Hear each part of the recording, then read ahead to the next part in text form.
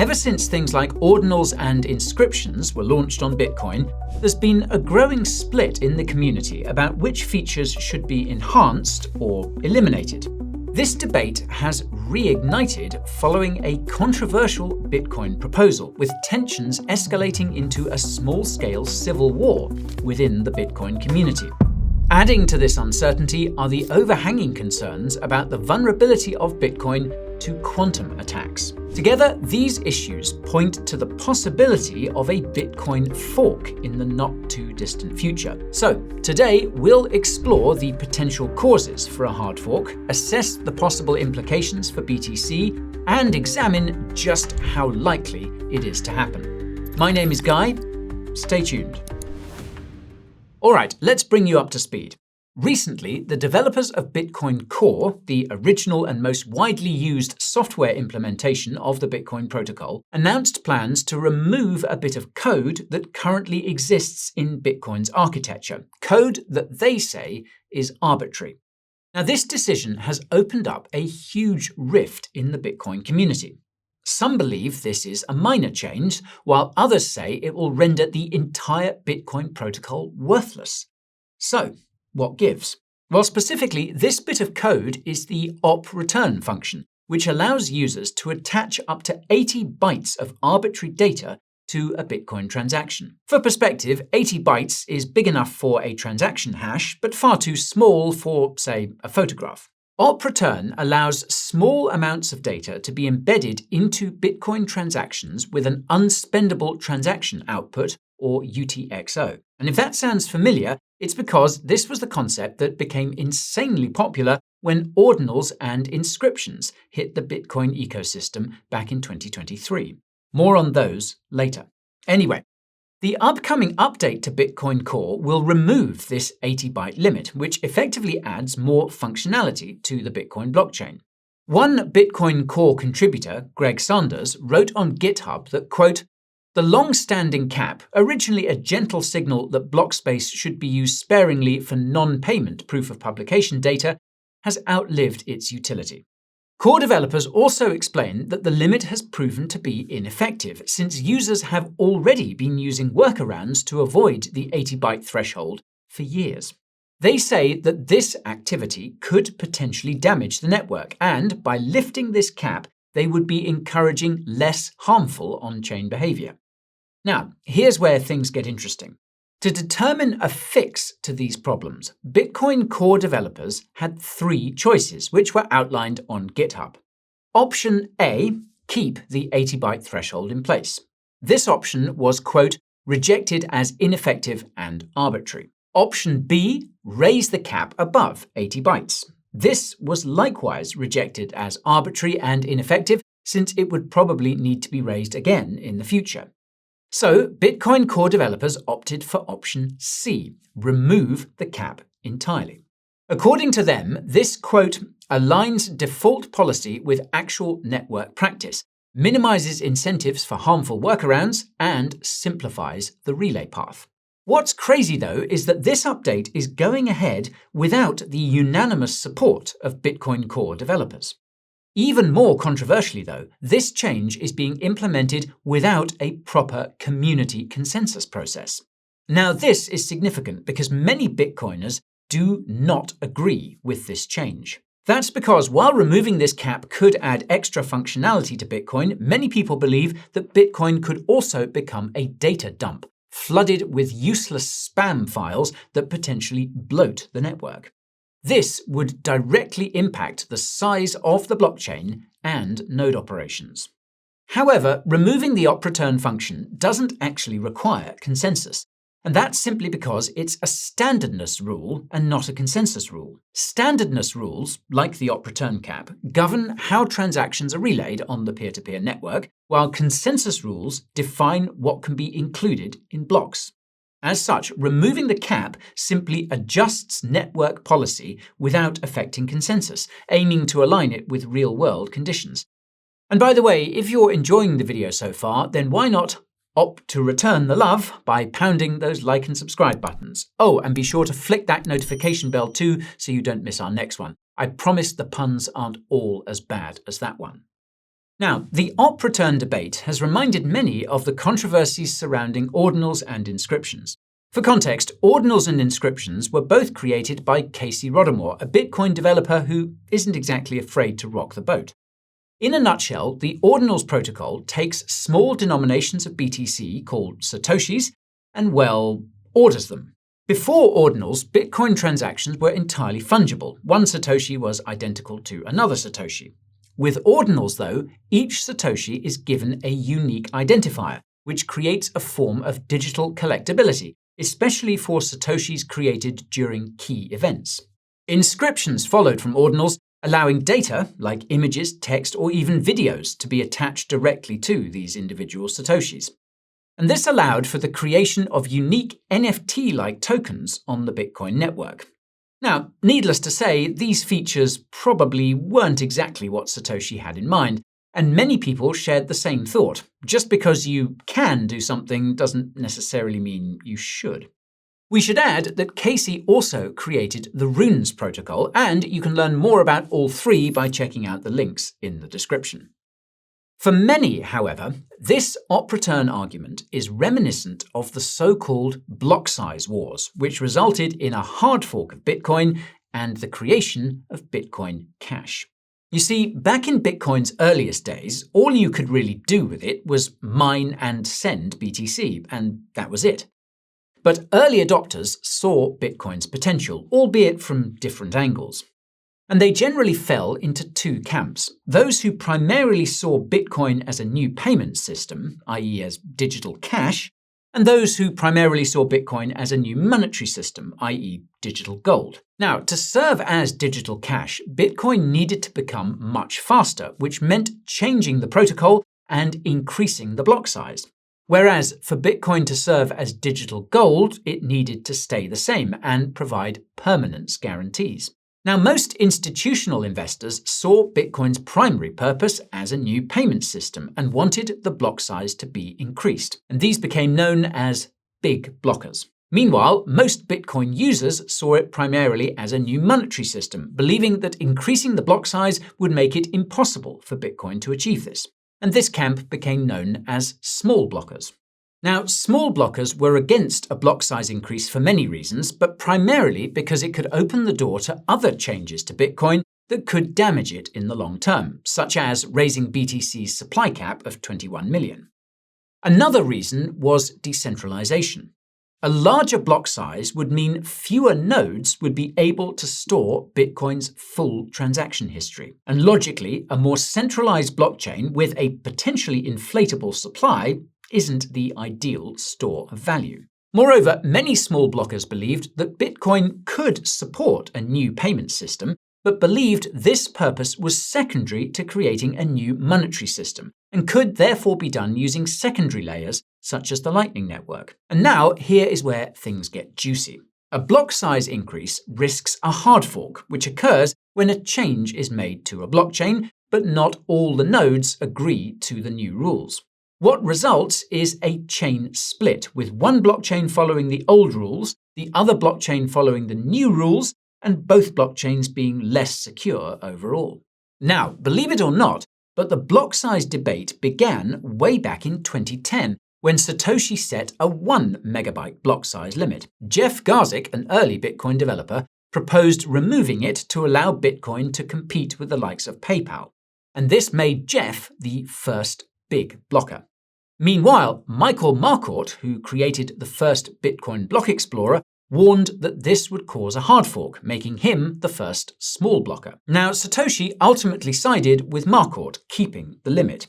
But note that Satoshi did seem open to the idea of increasing the block size early on. Anyway, the block size debate came back to the fore in 2015 when the Segregated Witness Update, or SegWit, was released. Now, SegWit optimized Bitcoin transactions by effectively increasing the block size to 2 megabytes without a hard fork. It also enabled Bitcoin Layer 2 solutions like the Lightning Network, allowing for faster payments without compromising Bitcoin's monetary purpose. After years of debate, SegWit was activated in 2017, and those who didn't support it forked the Bitcoin blockchain, creating Bitcoin Cash. Hello, it's me, Guy's cousin Barry. I'm very sorry to be interrupting this no doubt fascinating video, but I want to tell you about the Coin Bureau deals page, so listen up and listen well.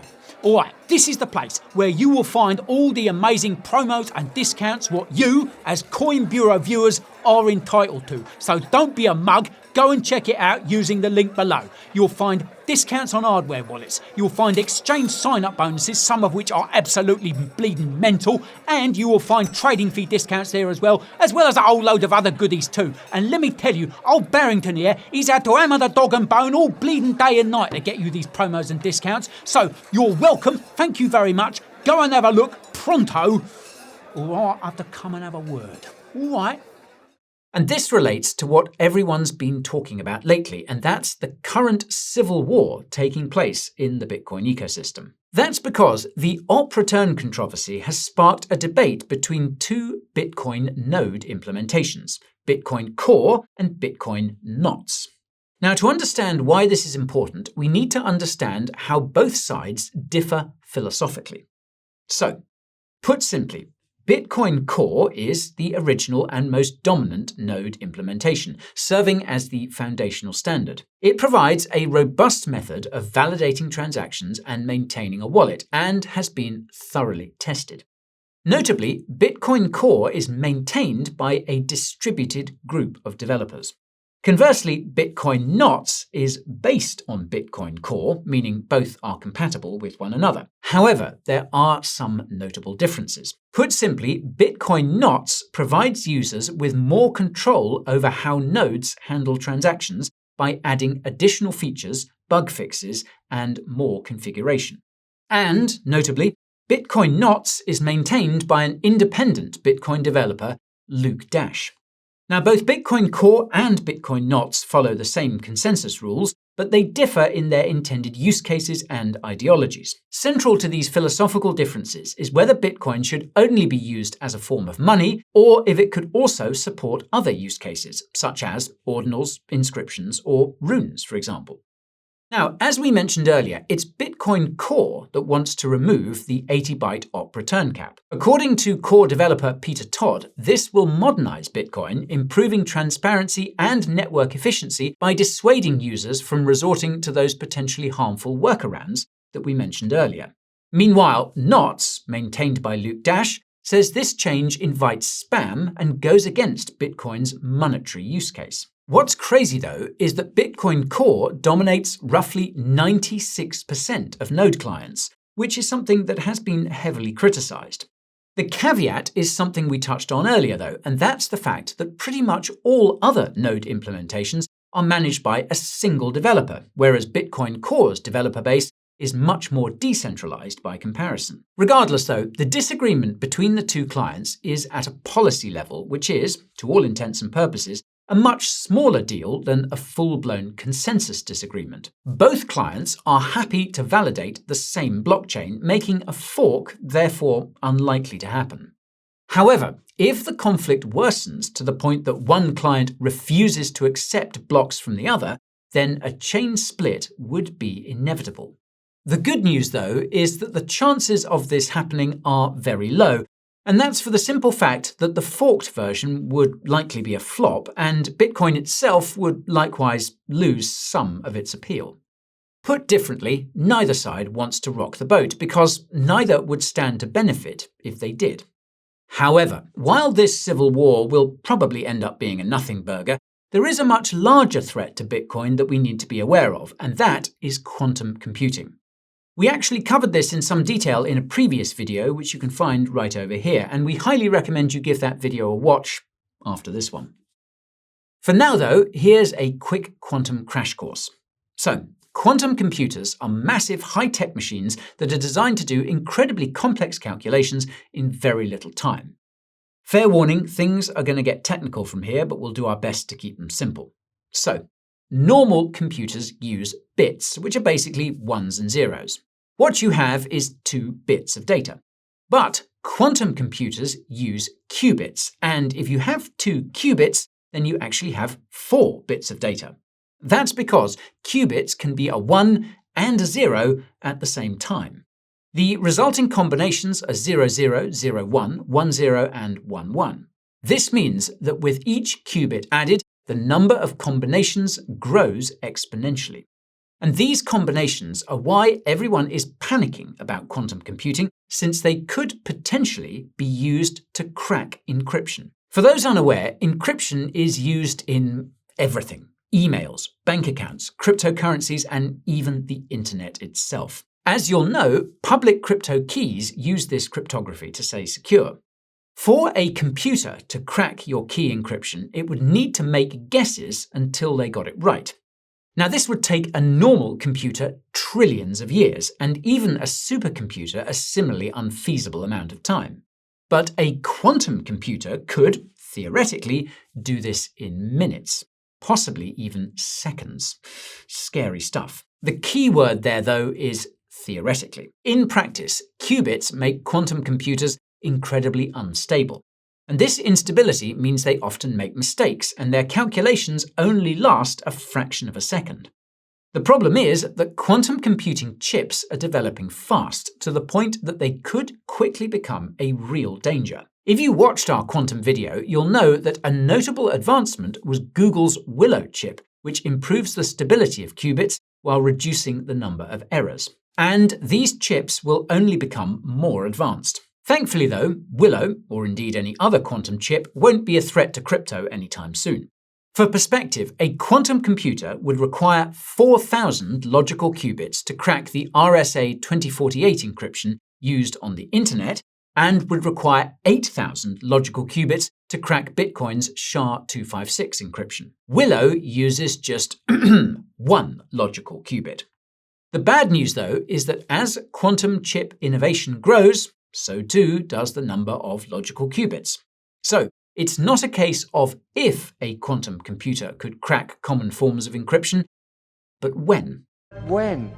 Now, Bitcoin could protect itself by increasing or changing its encryption, making its code harder to crack. And in this sense, Bitcoin is already quantum resistant because quantum tech is nowhere near the 8,000 logical qubits needed to crack its encryption. The catch is that millions of BTC have been lost or rendered otherwise inaccessible, around 3.8 million BTC to be exact. As such, even if Bitcoin's encryption was increased, the BTC lost on old hard drives and wallets couldn't be made quantum resistant. This means that all 3.8 million BTC could theoretically be stolen by quantum computers and dumped on the open market. Now, obviously, this would crash BTC's price, dragging confidence in Bitcoin down with it. The worst thing is that this theft is arguably inevitable, and the only way to prevent it would be a hard fork of some kind. As such, a number of proposals have been put forward to increase Bitcoin's quantum resistance.